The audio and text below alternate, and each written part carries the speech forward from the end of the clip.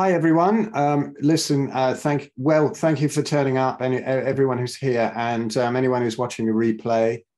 I'm sure there's going to be loads of good stuff in here. Now, Ben's put most of the work into this, setting all of this up, so he really should be introducing it. But I'm just going to do a little bit to start with, because this will go up as a recording on my YouTube channel. And I just wanted to say, for those on the YouTube channel,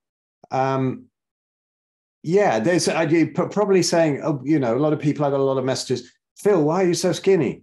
So, yeah, this is why I'm going through the challenge as well. You know, I'm also a participant as well as a coach.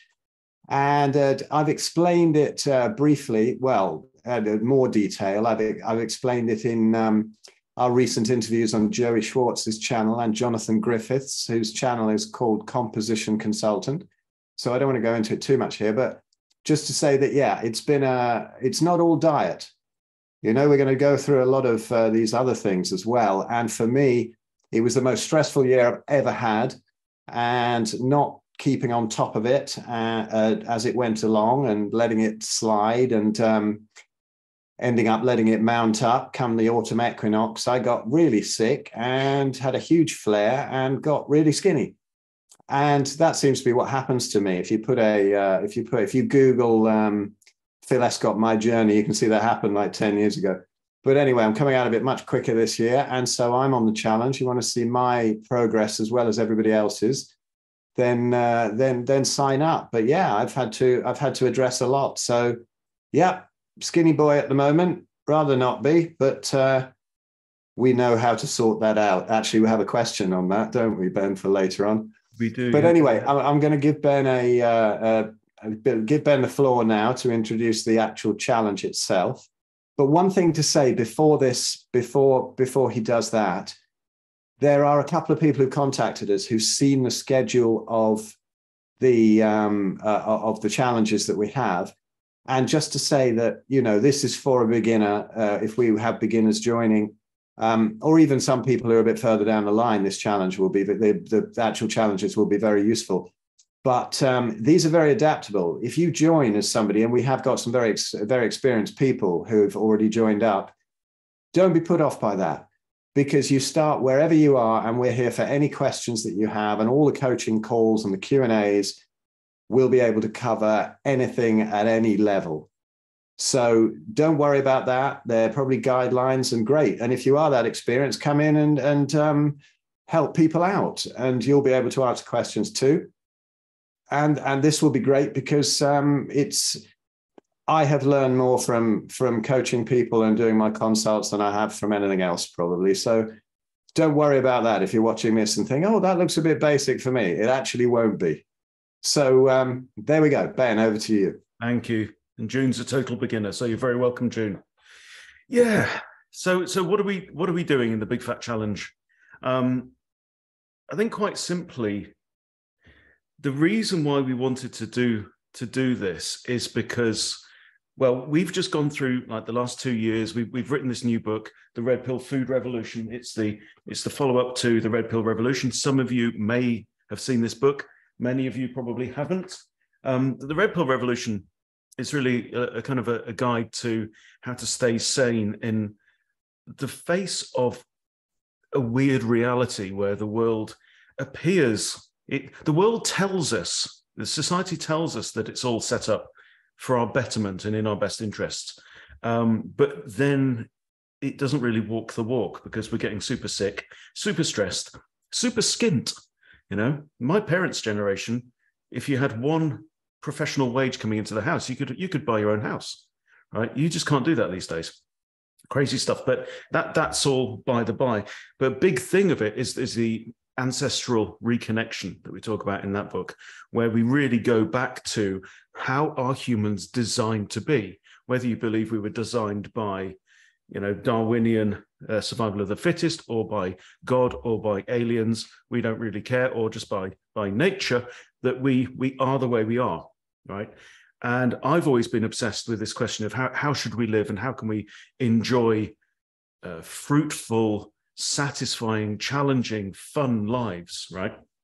So we've studied a lot of stuff, and I've been working with Phil and with Jeremy and Graeme as well over the past 3 years with the Human Unleashed project, and we've now canned that project because we're now moving on with other things. And for me personally, the food issue has really captured my imagination, totally captured it.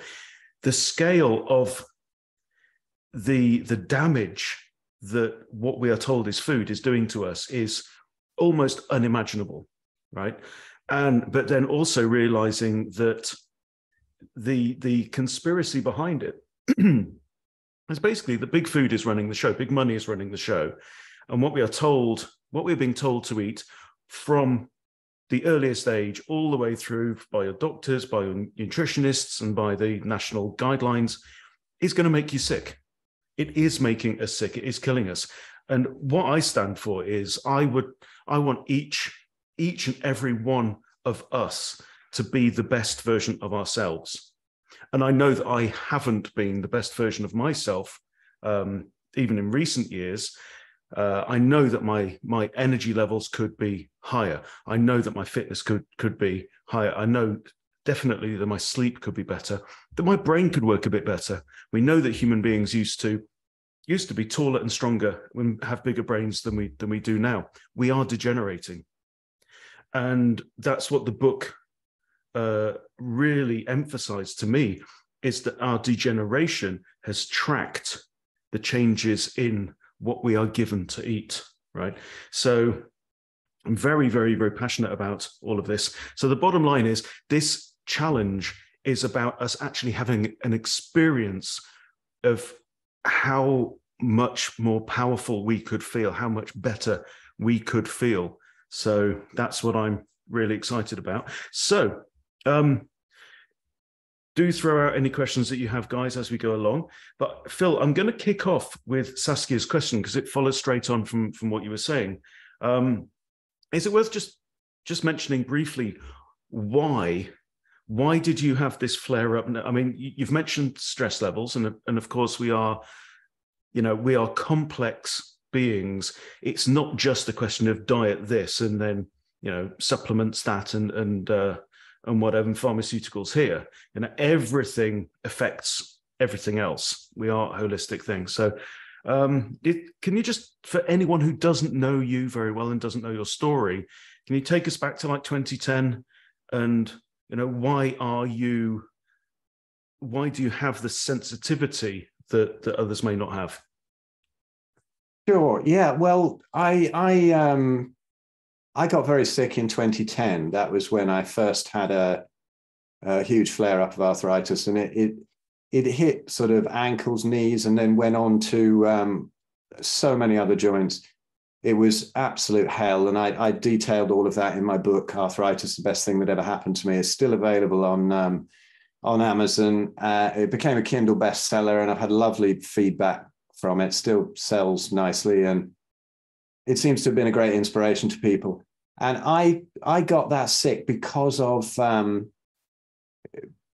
years and years of abuse, really, of my stomach and gut, and ended up with leaky gut. That's the root of autoimmunity on that level anyway. We could go much more deeply into the mitochondria and whatever, but there are many things that cause leaky gut.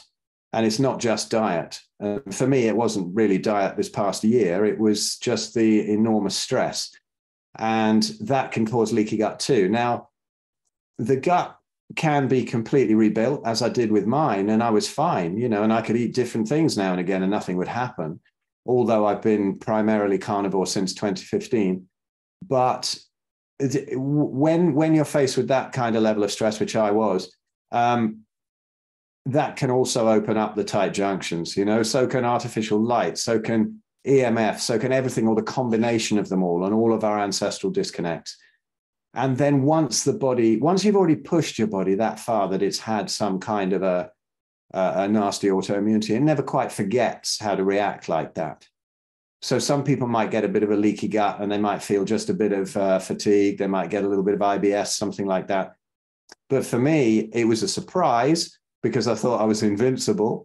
but obviously not. But it's been a huge learning experience. And most of my journey these past 3 months have been on the emotional level and putting together certain things via EFT, the tapping, the emotional freedom technique, Byron Katie's stuff, Joe Dispenza, things like that have been around since the dawn of time, with shamans who will help people through those kind of things, but are pretty much ignored by modern medicine now. So we're going to be dealing with stuff like that too. And under that banner also comes one's attitude to food, and how, I would always use it pre-2010. I would always use it as a comfort food. And to be honest, even since 2015, I have with things like dairy, which are kind of carnivore, but not ideal when you're healing up. So I wasn't going and getting pizzas and donuts or anything as comfort food, but if I felt absolutely fine, I'd be having a steak. And if I was feeling a little bit down and I thought, I need a bit of entertainment and I'd have a load of burgers with a load of cheese melted on top, for example. Nothing that would give leaky gut in the first place, but for me, it was probably a little component in triggering it. So that's what happens really with autoimmunity. The proteins get through a leaky gut, and then the body via molecular mimicry starts to attack certain body tissues that resemble it. But this that we're going on now, that's probably enough explanation there. But when we have a whole load of inflammation, and then you're going very strict with the eating, and perhaps, as I was, incorporating fasting and dry fasting, then you can also drop a ton of weight, and when I was very inactive, so I've dropped a ton of muscle as well. So, sitting around on the sofa and not being able to move much for 6 weeks, it's it's like when you have your leg in a plaster cast and then the cast comes off and it's half the size of the other leg, and it doesn't take long for it to fire up again. And I'm mobile and getting it together now and feeling 100 times better. I couldn't have done this 6 weeks ago. But this, it's a real pleasure to be able to do that, and particularly for me at this stage to get some support and some encouragement and to get a kick up the arse, because we're all human. So there we go. So Andre say here, arthritis is a commensable injury in the US, blah, blah, blah, and what we can't mention, injury compensation program. Yeah, I agree, Andre. I can't really go on about that here because it's going to go up on my YouTube. But if we want to talk about more controversial subjects like that, absolutely happy to on the main course and the main challenge. Because I'll have the daily coaching calls and a weekly Q&A. It'll all be recorded and it'll all be saved onto each week as we go by, so you can catch up on everything. Even if you can't make the calls live, you'll be able to catch up. So, Phil, let's Did you want to go to Saskia's question? Yeah, let's do it. Cool. There's so much talk about losing weight, and I did lose 10 kilos on the Carnivore, but I really like to gain weight back again because I have arthritis. I can't dig into the wonderful cheese and stuff like all the dairy. Do you have any suggestions? And will there be enough emphasis on that? So gaining weight, Phil, that's your department. Yeah, absolutely. Now, Saskia, the thing is, if you're still got some sort of active arthritis going, or if you're in the recuperation phase like I am at the moment, it's frustrating because however much you eat, you won't put on much weight to start with.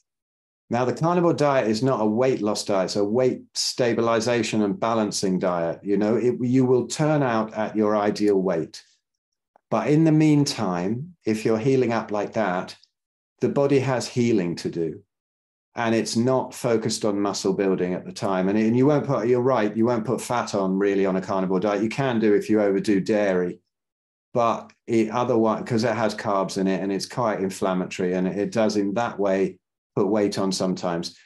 But when you're healing up, I mean, it took me, when I got this skinny last time, it took me probably a year for the scales to start to come up again. But before that, I was incredibly fit and healthy but just very skinny and dragging heavy drums around and playing gigs. But I wasn't the chunky person that I usually am. That came one day. I just saw the scales start to come up, and they carried on going up, and it was fine. Now, Natasha Campbell McBride of the GAPS diet fame both her and our good friend Zofia Clements from Paleomedicina in Hungary have said that during this time, if you're on a very high fat, low carb, gut healing diet, be prepared that you might be skinny for quite some time. And not to worry, not to panic, but at some point when the body's ready and it's done all its healing and calmed everything else down, the scales will come up. Now, I know how to do it better, much better than I did 10 years ago. So I would say my weight will come up probably, well, it already started to already, actually. But, you know, any sort of dramatic shift in weight, it will be much quicker than a year, because I won't be eating certain things that are keeping the gut leaky that I was last time, even though the symptoms have died down. Sometimes you can get away with not being absolutely perfect, but the quickest way is if you do. So if you do stay perfect. So Saskia, for you, I wouldn't worry. Focus on how you feel, focus on health, focus on non-scale victories, and that works for people who are underweight, not overweight. I mean, I am still the same weight as I probably was about 4 weeks ago, only because I was putting a load of weight back on. And then I got that whole chest thing that, you know, however it's spread by sort of imaginary viruses or morphic resonance or whatever. But I ended up really ill, lots of temperatures last week, first time for years. And I thought I'd escaped it. The rest of the family went down with it. But I got that. And then I dropped the 5 pounds or whatever that I'd put back on again. So it's kind of annoying. It's snakes and ladders. But I feel great. And I've had all sorts of non-scale victories, like certain things I'm able to do because my knee was so bad I couldn't do this or that. Now I'm trotting around and I'm running up and down the stairs and whatever. And these to me are much greater victories than putting the odd pound on and staring at the TV, you know. And also the thing that you have to think, for people who are actually skinny and they're healthy at that weight, this diet is very unlikely to put a load of fat on. And a load of people most people are used to saying fat people, but not skinny people. So it looks weird to them and they think that they're dying and that sort of thing. And I understand the frustration, because you probably will not put a big layer of fat on to look like all your friends want you to look like because they look like that. So your only option really is to put muscle on, and you got to train. So, you know, if you want to pad out that skin that might be a bit baggy where you've lost weight or whatever, you're going to have to get down the gym, or do body weight exercise, or things that we will get into a lot on the exercise components of this. So Saskia, don't panic. And anyone else who is underweight, that's the answer, really. The weight will stabilize. You may well put weight on, because for years, some people have been skinny just from lack of nutrition from the carbs and the grains and whatever that they're eating. So when you take in a lot of nutrition, like we will be doing, showing people how to on this course, with no anti-nutrients, nothing getting in the way, nothing blocking absorption and uptake, a lot of people find that they do put weight on. Particularly, you know, you see people who have been vegan, they come in very skinny, they just eat carnivore. After a while, they look fabulous again. So there we go. It's a stabilization time. But for Saskia, for you, if you're healing, honestly, please just be patient. You'll be okay. Oh, quick one here. Alfie says, was it the leaky gut attack that made Phil lose the weight, or the fasting / carnivore? Wouldn't have been carnivore. Obviously, it would have been sitting around, and it would have been eating no dairy, because I immediately cut that when I got a flare.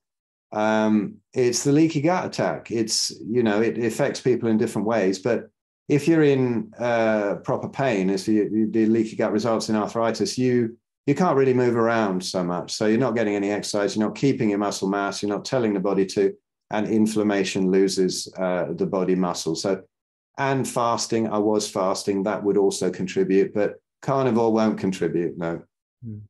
Now, questions are coming in quicker than I'm going to be able to answer them in an hour, but they're all fantastic. We're just going to jump around, guys. So June says, can this help mental health issues? I think it's probably a good time then to mention Natasha again in that one with the GAPS diet, because there's a lot of correlation, isn't there, between the health of your gut. Yeah, the serotonin GAPS, production, all kinds of things. Yeah, just to jump in there, GAPS actually stands for gut and psychology syndrome, and the incredible link between the gut and the brain. So absolutely, yeah.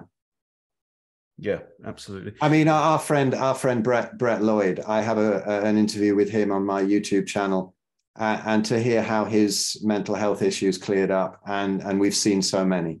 It does, and yeah, very effective. It's lovely when you see people come out of depression. It's and high fat, low carb has been used to treat even epilepsy, hasn't it? Yeah. Well, all kinds of things can. Yeah, the keto diets, even the crappy ones that they make up with the seed oils seem to help the kids, but obviously that is not the ideal way to do it, and it's very frustrating when you see people saying keto diets are dangerous.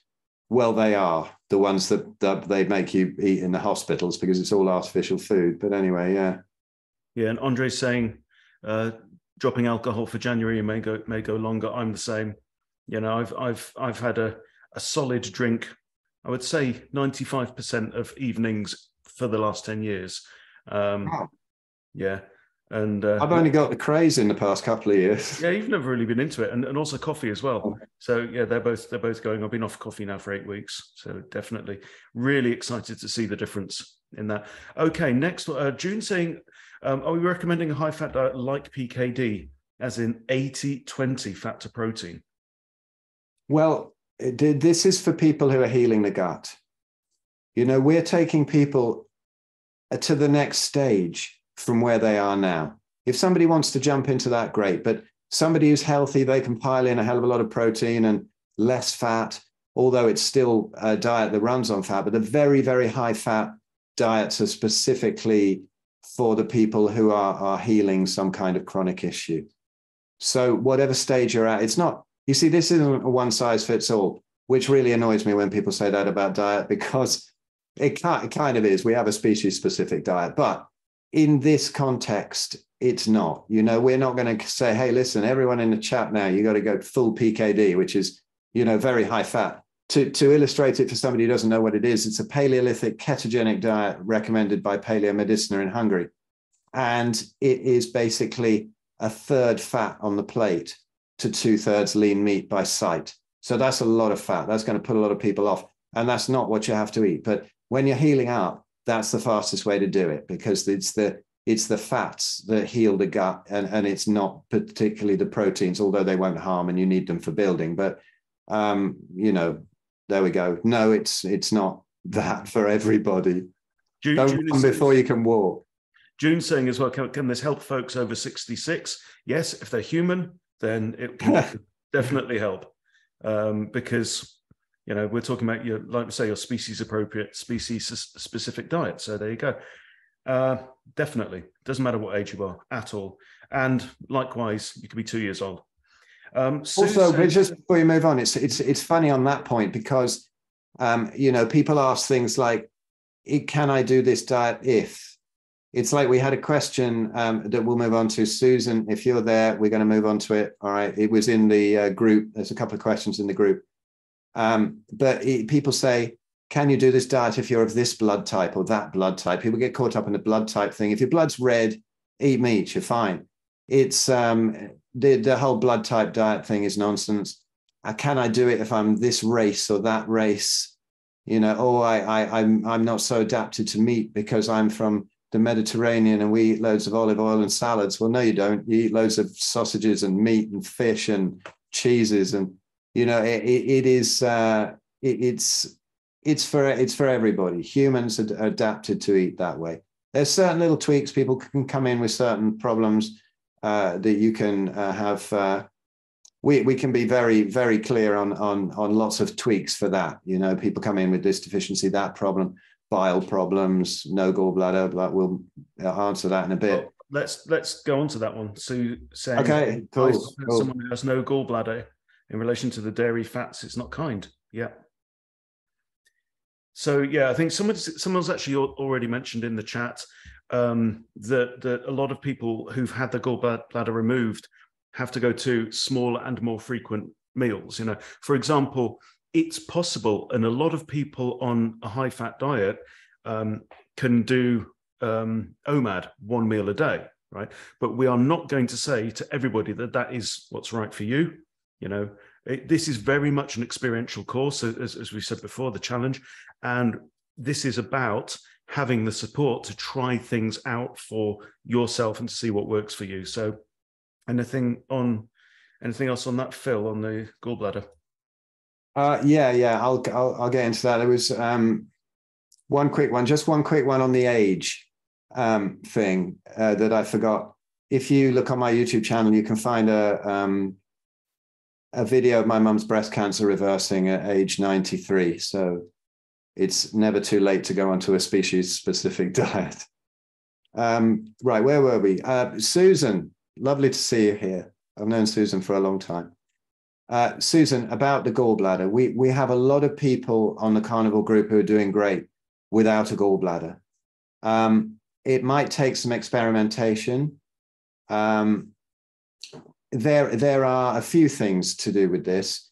It depends why there's a problem. If it's a bile flow problem, that can be helped. Some people are taking ox bile or what's it called?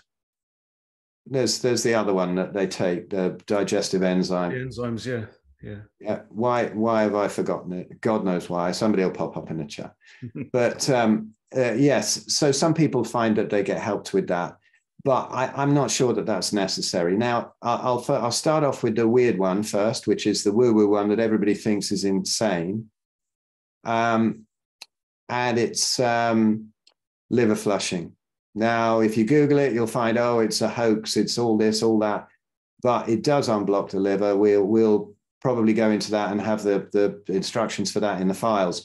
Somebody said on a YouTube interview we did the other day, oh, it was all great until Phil lost me by mentioning liver flushing. You know, if you haven't tried it and you haven't done it, it is a bit of a sort of woo-woo area.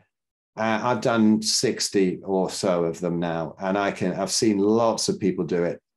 But I can see that how people will think it's very weird, but that can really help. Now, the problem with fats that people have without a gallbladder is very often rendered fats. Anybody with a bile flow problem might have that. So the liquid fats they might be having trouble with. Now, how I've seen people get around this, I mean, a lot of people have gone completely raw carnivore and eat nothing but raw meat to get around that, at least temporarily. But I don't think that's completely necessary. I think you can say cook a steak in a little bit of tallow or whatever and eat it alongside, if you're trying to up the fats, alongside some raw fat, beef fat from a grass-fed farm or something. So it's beautiful fat. And people go, ooh, actually, you slice that fat thinly and you eat it like a little mouthful with each bit of steak. And a lot of people find that they're not having the problem with solid fats that they were having with rendered fats. So anyway, I mean, I'm sure we'll go into more detail on the course about that, but yeah, it's not a problem. You will be able to, you'll be able to do it. And Carol's saying, I've had no gallbladder for 30 years, been carnivore 4.5 years with no problem. So who's that? Carol Carol Mauer in the chat. Oh, lovely. Excellent. There you go. Oh, I got you, Carol. Got you, Carol. Well, that's question brilliant. From Joe. What's the big fat course you're running? Can you give me a run through of what it is? Yeah. So if you don't know about it, but welcome to the Q&A because this is about the course.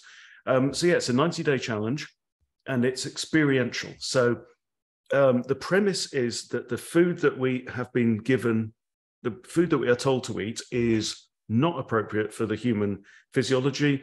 It will make us sick. It will make us dependent. It is definitely making us fat. Okay, so actually our ancestrally appropriate diet is high fat, specifically high animal fat, high protein, low or zero carbohydrates. Now, the degree to which you want to take that is completely up to each participant. We are not here to tell you, you must do this, you must do that. We are here to support you. And there's really two levels. One is retraining your thinking, because we have all been brainwashed from the start, and it takes some undoing to unravel the damage that is caused. You know, that saturated animal fat is saturated fat. Saturated fat will clog your arteries and give you heart disease, and red meat will cause cancer and kill you and stuff like that. It's all false, but it takes some work to go through. On the other hand, then, and this comes back to question from Mike, will you be covering the psychology of sticking to a diet and how to avoid falling off the wagon? yes, 100%. The other part of it is retraining your habits. We are used to picking certain things off the shelves, combining them in certain ways. And so we're going to be doing a lot of practical advice, talking about how, what to buy, how to do it on a budget, all that kind of thing. And yes, very much how to avoid falling or jumping off the wagon. Yeah, certainly. Anything else on that, Phil? Yes, I think it will be very useful for people, even beginners, to jump on this course and listen to all of the modules, because you'll be hearing little things in there that will be absolute light bulb moments. I think it's so important to unwind all of the nonsense, as Ben says, that we've been told. And everybody's first reaction when they say, "Oh, right, I'm going to get myself sorted in the new year," is to go down the gym or go on a low-fat diet or something like that. Or even worse, really, is to go and join one of the slimming clubs. Now, I'm going to have a bit of a rant about those, because they work on calorie deficit, which will always keep you hungry. You can't keep up that kind of willpower for long. And it's really not the ideal way to do it. It causes repeat business, because even if you lose weight, it can be fat. It can be not just fat, but also bone density, muscle wastage. You're going to be losing that. And then when you finally break after the course, I kept all this, I got all this weight off. And then after the period is over that you're there with the Slimming World or whatever, they usually pile it back on again. And when you've done that, then you've got less muscle mass to increase the metabolism and whatever to actually get rid of it again. And so you go back for your second round, and it gets more and more difficult, because then you've got another hormonal cascade. Particularly for women, it's very difficult to lose the weight. Well, much more difficult for women than it is for men. But the second time round, it's even more difficult. And so then it will get more and more difficult as you go on. And it's a horrible repeat business process. This course will show you how to never be hungry, how to stabilize at your ideal weight, and not put it back on again because you're so satisfied. You don't go hungry on this. But it does involve cutting out a whole load of the stuff that they try and limit on the slimming courses, for example. They just sort of say, "Oh yes, well, you can have a little bit of this bread, or you can have a little bit of that cake, or you can have it." It's never going to work. There are so many delicious foods out there that you can pile into your face without having any problems whatsoever. And we'll explain why. We'll explain why right down to the mitochondrial level. So that's going to give you knowledge in these 3 months. It's going to give you knowledge that you're going to have for life, and be able to pass to your friends, family, keep your kids healthy, give them proper education so that they can ignore the nonsense that's on the telly and the nonsense that doctors and dietitians and whatever are giving out now. So that's what it is for somebody who's coming at this, somebody who's a beginner and just come in and hearing stuff about, non-rendered fats and gallbladder issues. Right? We will be covering any case. It's up to you to ask the questions you want. You ask the questions you want, whether they're incredibly advanced or whether they're not. And it's not that we know everything, but we know exactly where to go and find out. And we have the most amazing contacts of people who are the sort of leading world experts on various aspects of this, whether it's exercise, whether it's deuterium, whether it's hormonal issues for women, whether, we can always go find out. So we can say, "I don't know about that. I will find out for tomorrow." So that's the advantage of the daily calls as well. And if you can't make them, you can always review them. So, and another key thing I'd say as well is managing the transition as well. As if you just suddenly, if your life is based on fueling your body with bread, as so many people are, and sugar and caffeine all day, if you just go along one day and say, "I'm going to throw all that in the trash and I'm just going to eat meat and fat," then you be prepared for a shock, because it's not just something that you can just do like that, right? There are potential issues. There's issues with the gut flora, there's keto flu, and potential stomach upsets and stuff like that can happen, and that's something that we can help coach you guys through. So Phil, you've mentioned female hormones. Got a question from Jaden. Will carnivore keto help or hurt female hormone levels? I've had infertility and zero libido for 10 plus years. Was that on a vegan diet, out of interest, Jaden? Because that's... Well, until we get that answer, I absolutely, I smiled there. I smiled there not because you've had no libido for 10 years, but just because of how you're going to feel. I mean, how many times have we seen in the carnivore group? Because we have this group, 100% carnivore and beyond, and we see people's libido coming back. We see people conceiving. It's like, oh my God, I've got pregnant finally. Yes, of course, it's the specific human diet that will help to balance out all the hormones. Not only that, but it will give you a very healthy pregnancy because you're fueling the baby right, and you're not. A lot of babies now are very malnourished, where the mothers live off junk food, and you get the very narrow jaws and the teeth not coming through properly. The tribes don't have that. They have beautiful wide jaws. You can see a difference in my kids, where my missus was vegetarian for our 13-year-old. 14-year-old, sorry, she is now. And her teeth are a bit crowded.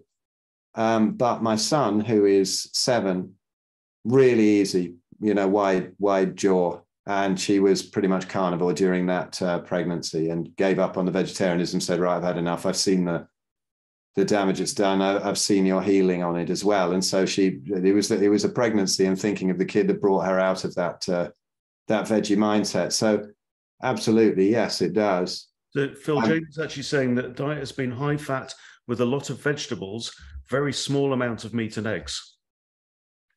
Yes, well, the vegetables are the problem. The basic thing is that if your body has all the nutrition, all the nourishment it needs, then it ought to work, ought to function normally, right? Yeah, after a transition period. Yeah, that means a reasonable sex drive. One of the things that makes me laugh is people saying oysters are aphrodisiacs. Well, to me, that's not the case. It's that being a properly nourished human is an aphrodisiac. It's like you will have a high sex drive, and the thing about oysters is they're very high in nutrition, and they're high in a lot of things like zinc that many people are deficient in. So when you have oysters, suddenly your zinc level goes up and you feel great. But it's not that they're like that. It's just that you're actually coming back to a normal human state. Yeah. Yes, absolutely. And the vegetables here, this might surprise, but vegetables are not your friend. Some seasonal fruit is really, that's what we would have eaten with some nuts, some berries, whatever, at a certain time. But you would also have only had it at a certain time during the year. Tribes don't really eat vegetables like we do. They don't even exist in the wild. So if you're eating a load of veggies and thinking that they're healthy, I mean, the example I always give, but we can go much deeper into it, is on the course, is the Brussels sprout. It has 136 human carcinogens, and the least toxic veg has about 60. So if you're eating that with your nice little bit of meat and then a load of fat, you're taking in a hell of a load of toxins there. And there are a load of toxins. Sorry, in the UK, our tobacco packaging says contains 70 compounds that are known to. So Brussels sprouts are about twice as bad as tobacco. Yes. So, just get rid of the veg and take up smoking. You'll be a load better. No, it's surprising with the plant toxins. They build up and build up. And I'm so tempted to go right down the rabbit hole of plant toxins, because it's such a peeve of mine that people think the vegetables are healthy. But I mean, people now who are newcomers are going, oh my God, they're mad. They're saying vegetables aren't healthy. Well, actually, I will have to put under this episode, for say anyone seeing it in replay, or just now, have a look. Anthony Chaffee, Plants Are Trying to Kill You, on YouTube, and it's an hour that will blow your mind, and you'll realize just what you've been doing to yourself. And as he says, 95% of the benefits come when the last 5% of the plants are dropped. And this is a really weird concept to a lot of people. It was for me for about 3 years, from like 2012 till 2015. And I was eating high fat, keto, and would have nice roast vegetables with it, you know, because that's so healthy. And then I just realized I felt so much better without them. So I haven't eaten a vegetable since 2015.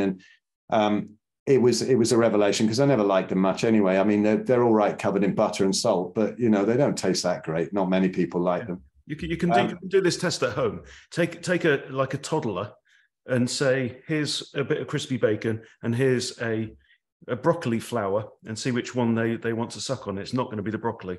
Okay, very quickly, I'm going to touch on Marina's question. Have you any thoughts on carnivore and high vibration and spirituality? I used to think that vegans, vegetarians raised our vibration, vegan vegetarian diet raised our vibration, but now I realize carnivore feeds the body and we are anchoring heaven on earth if we are grounded, healthy, and treating our bodies as a temple. Yes, we're going to talk about this. This is one of my pet favorite subjects.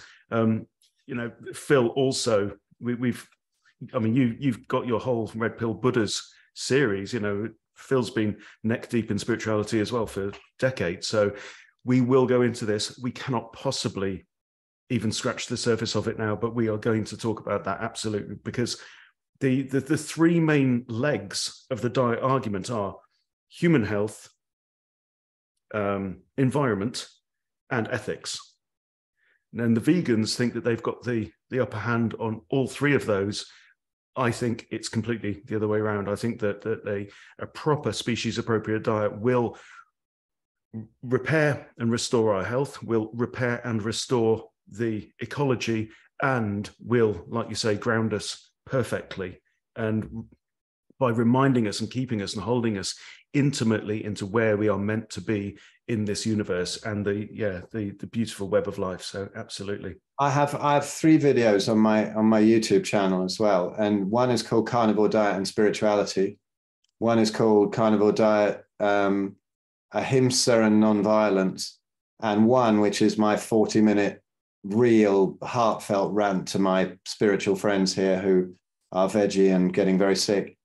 It's called Diet Brainwashing, Why Spiritual People Still Die of Cancer, I think.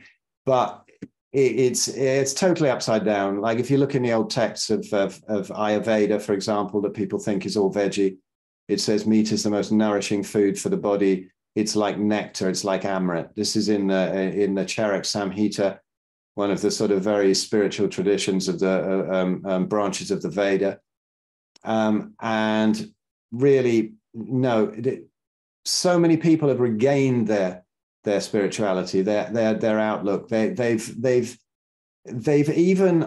even consulted with spiritual teachers who feel that they've got their awakening back when they get rid of the vegetarianism. There has been no culture who's eaten like that. And so it's very arrogant to say that, all these tribes, who are probably beautifully in touch with nature and absolutely woken up spiritually, and to say that they're not because they eat animals. They have tremendous respect for the animals that they kill and eat. And yeah, as Ben says, we could go on and on, but yes, all of these aspects we can cover.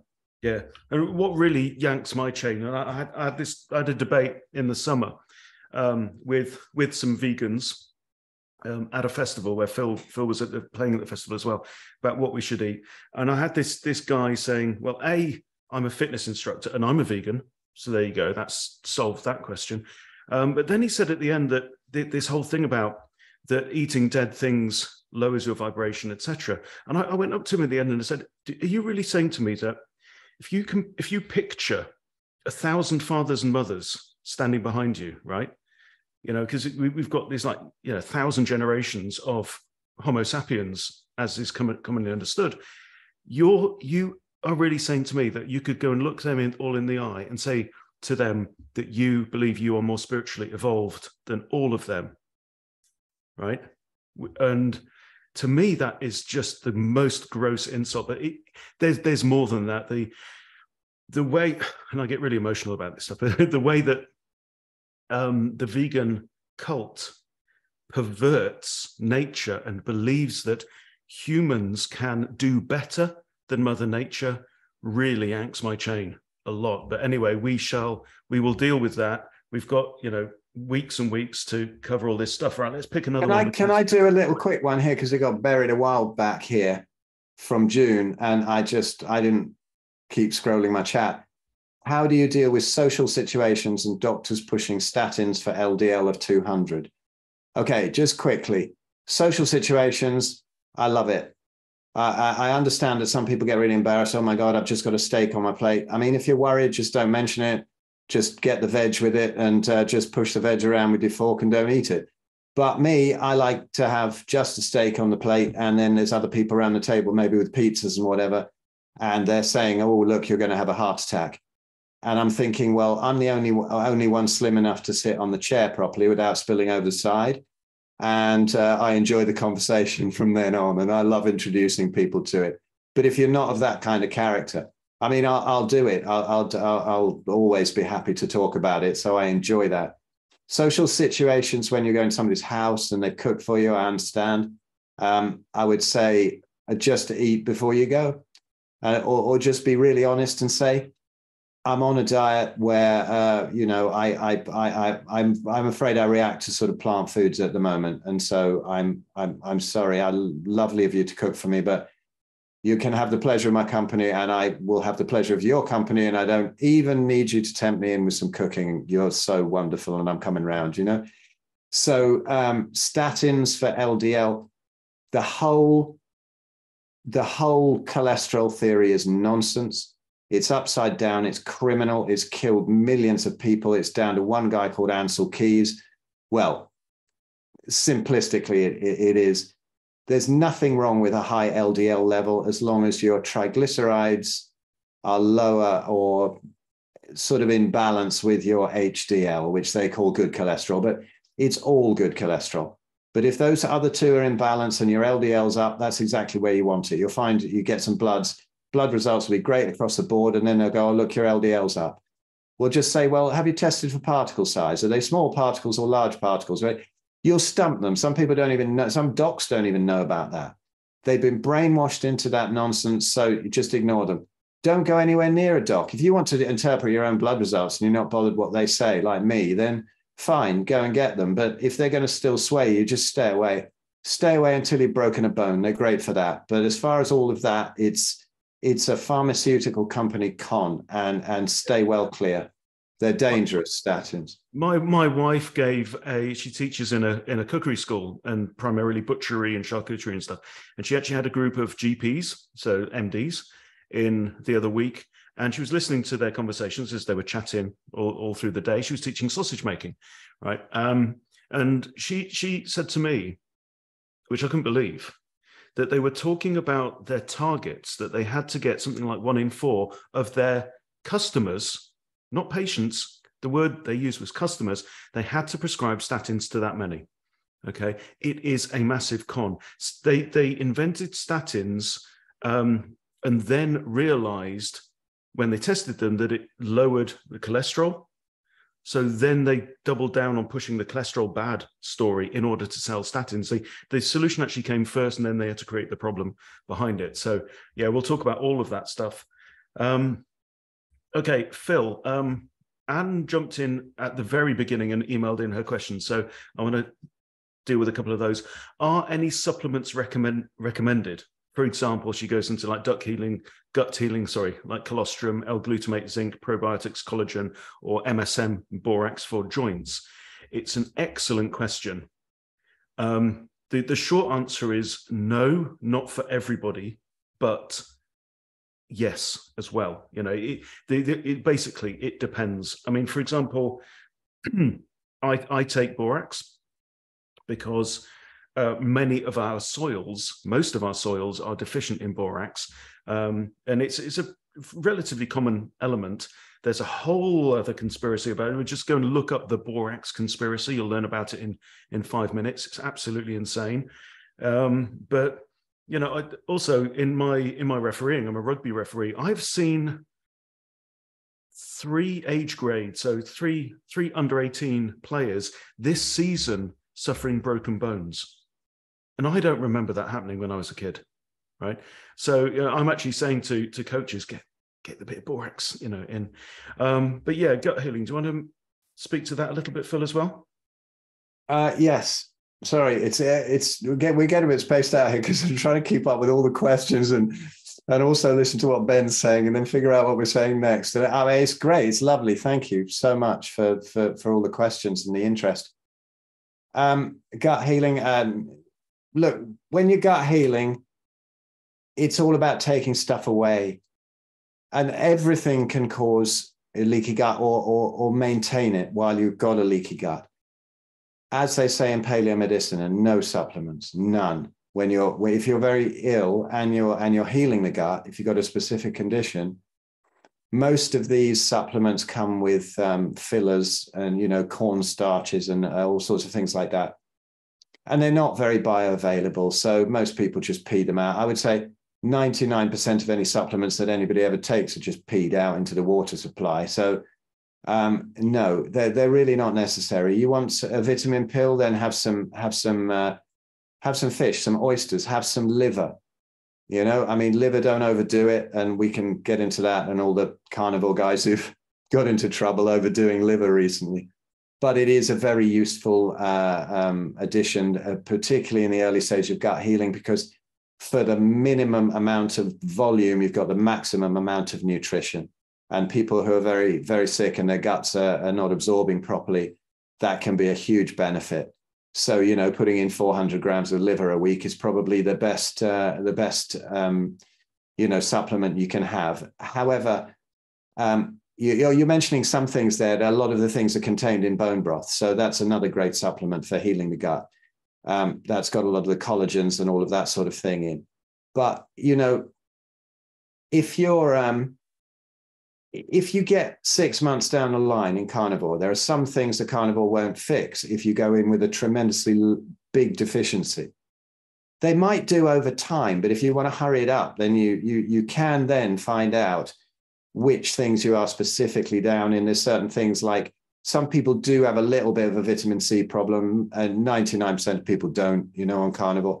So then it might be worth boosting it up for a month or so.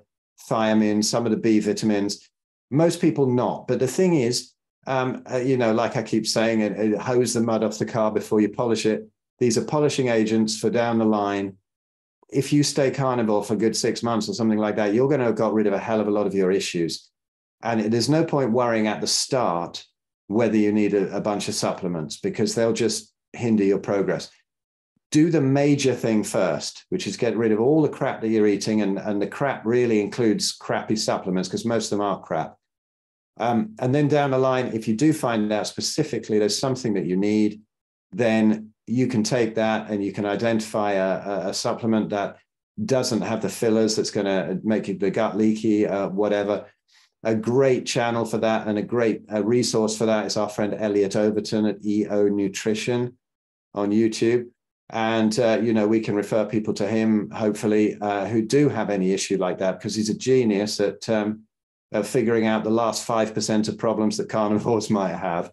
He's absolutely great. And the supplements he recommends will be easy on the gut, and they won't be given for long. He knows what he's doing from blood results. Yeah. So, I mean, there's no short answer for that.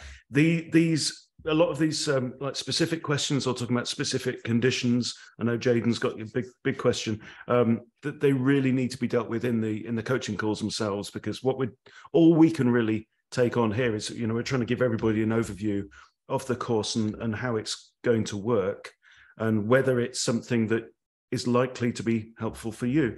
Another question from Anne, how much change might we expect to see in 90 days if we go all in? I think that's a great one.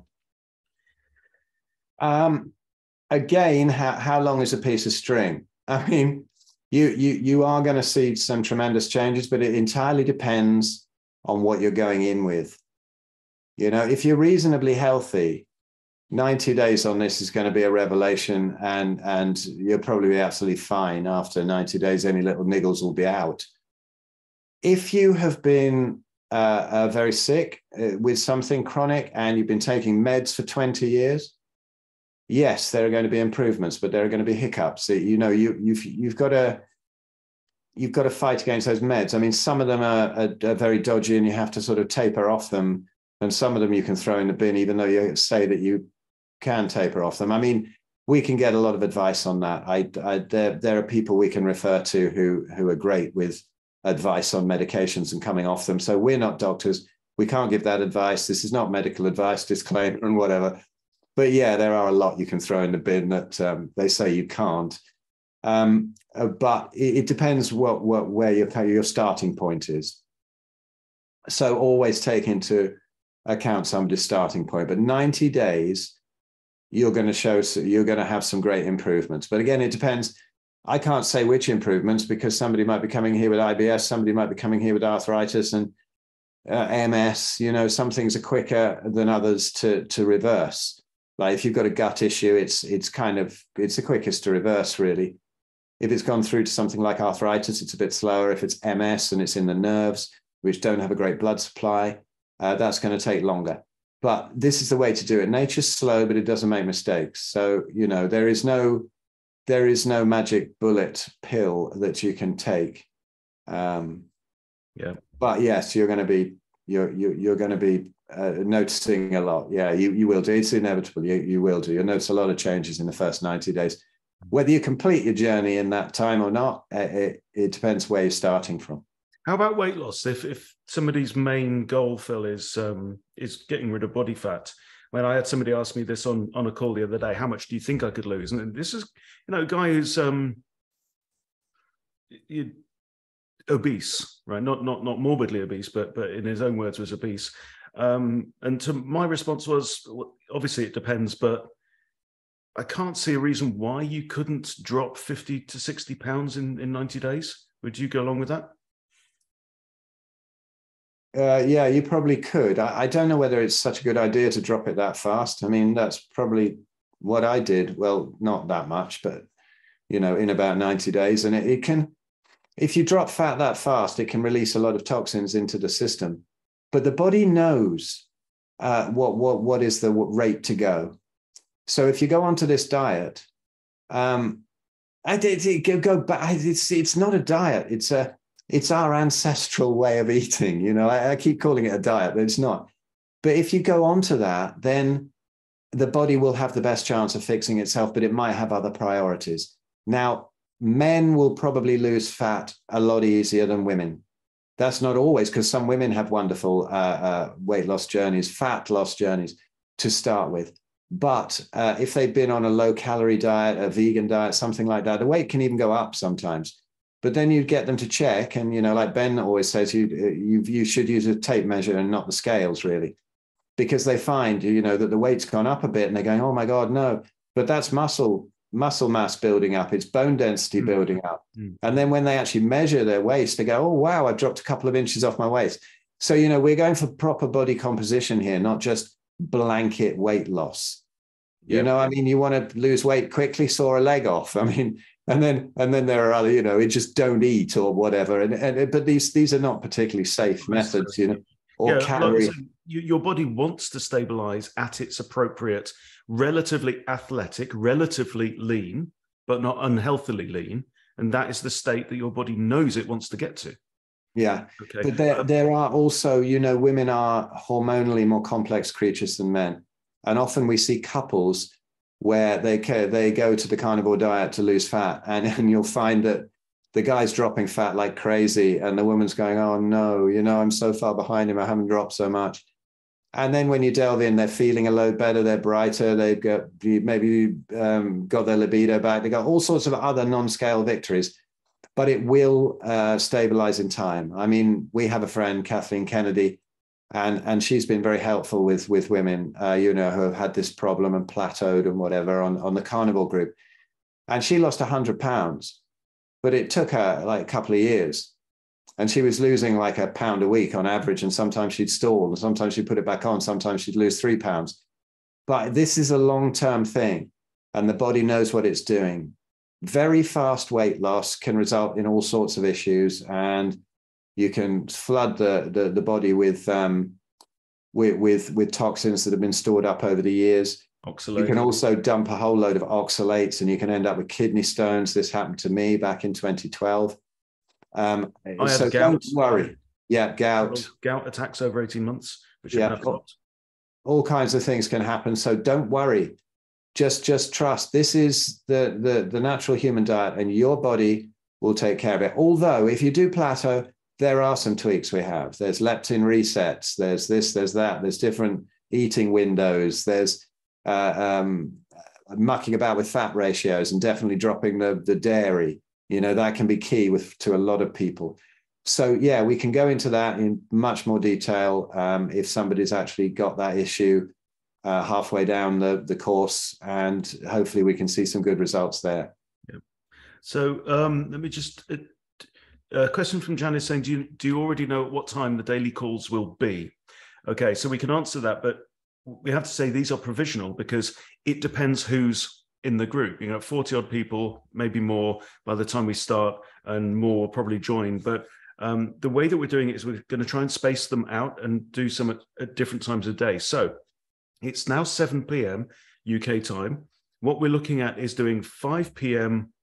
on Mondays and Thursdays, 12 p.m. on Tuesdays, which is 7 in the morning for people on Eastern time. Wednesday morning, we could do a 7 a.m. one, which is like 11 p.m. Pacific. But if we've got people I know we've got someone in Australia, someone in South Africa as well. Friday, 12 p.m. as well. The Q&As we're thinking will always be at this time on a Sunday. So starting at 7 p.m. But the point is, we are very, very happy to move those around. We could even insert extra calls as well at different times of day to help. So yeah, this is not fixed, but that's what we're working with right now. But yeah, we'll email. Well, we've already communicated that to everyone who's already signed up, but you'll get that as well when you sign up. But like I say, everything's going to be recorded. It's all going to be saved in your members area, along with all the content recordings, and also, of course, the PDF and audiobook versions of all the chapters from the Red Pill Food Revolution, which nobody else in the world has got access to yet because it hasn't come out. So you'll get that before anyone else. So any others, Phil, that are jumping out to you? There's one here from Kat. I'm trying to scroll down. It's still saying 60 new messages. I'm so sorry if anybody hasn't got around. We're not ignoring you. It's just piling onto us. What about the quality of meat, organic, animals that are vaccinated, etc.? Surely that's not great. Just quickly on that one, the worst quality meat has fewer toxins than the best quality organic vegetable. However, that doesn't mean to say that you should eat the worst quality meat. Although people are eating regular meat and having great healing, just do the best you can. If you can afford grass-fed meat all the time, we buy some supermarket meat, but we then add grass-fed fat to it because we go down the grass-fed place and you can get the fats cheap.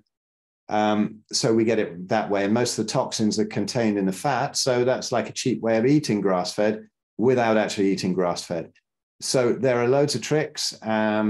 But wouldn't it be lovely if all the animals were grass-fed and grass-finished?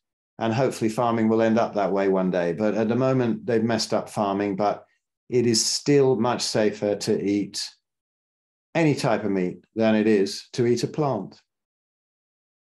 Absolutely. And there's so many questions. Can you talk about, June saying, can you talk about the logistics of the course? Well, we have a Facebook group, but basically you'll get access to your members area.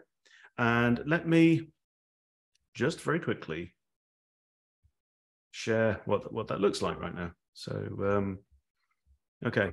So yeah, you get into members area. Right now we've got week 1, 2, 3, and 4 on here. So that's going to go up to week 13, obviously for 90 days. You're going to get your challenges with a short video. We're going to have other supporting videos to build gradually over the week. So this is like a step-by-step program, or you can choose to take everything in on one go. And of course, you've also got the chapters from the Red Pill Food Revolution on there as well. You can have it as an audiobook narrated by yours truly, and you can download it also as PDFs, chapter by chapter, to get the first 4 chapters in week 1 and next 4 chapters in week 2, etc. So yeah, and lots of different things. And you can add your comments onto here as well. It will even track the progress. It knows which pages you've been to and which you haven't. And you can add a little heart if you want to say that I've completed that one. So yeah, it's all pretty easy. You get one login, you'll come along to here, but anything you need to know, we will pretty much communicate via email and the Facebook group, but acknowledging that not everyone's on Facebook. So yeah, if to sign up, just go along to thebigfatchallenge.com and that's it. And one other thing to add is we want everyone to benefit from this as well. Thanks, Sue. Yeah, I want everyone to benefit from this. So if for some reason, for any reason at all, that it is a problem for you, if there's any way that we can help, then just drop us an email. You can drop it ben@benhunt.com is probably the easiest way to go, or info@thebigfatchallenge.com. Just let us know what your situation is and how we might be able to help, and we would love to do that and work around you. One final thing that I would like to add is, this is the first time we're running the Big Fat Challenge. And our goal here is for everyone at the end of 90 days to go, that has been the best thing I've done. I'm going to record an amazing testimonial. I'm going to send you guys a letter saying how wonderful it's been, because we want this thing to grow. We want to reach thousands more people. And so, you know, Phil and I are going to we're going to pull out all the stops. We're going to put everything into making you guys, and to giving you guys that real experience of how much better life can be. So, you know, if you're thinking of doing a Big Fat Challenge, this is the one to do. This very first one, because we are not going to hold back. We'll do everything it takes to help you guys and to make you happy and improve your lives. Yeah, and it does work. I mean, we just go back to weight loss thing for fat loss thing for a moment. I just noticed this great little message here from John Shaw. Yep, I lost 24 kilograms in 5 months. So yeah, you can do it. That's great. Well done, John. That's brilliant. If your body's ready to do that, then it will do that. Somebody said, is that a real thing about the fat being stored, the toxins being stored in fat? Yes, it is. The body will keep toxins away from vital organs as much as it possibly can. And once the fat stores, you know, once the fat cells are sort of maxed out, then the body gets very toxic again.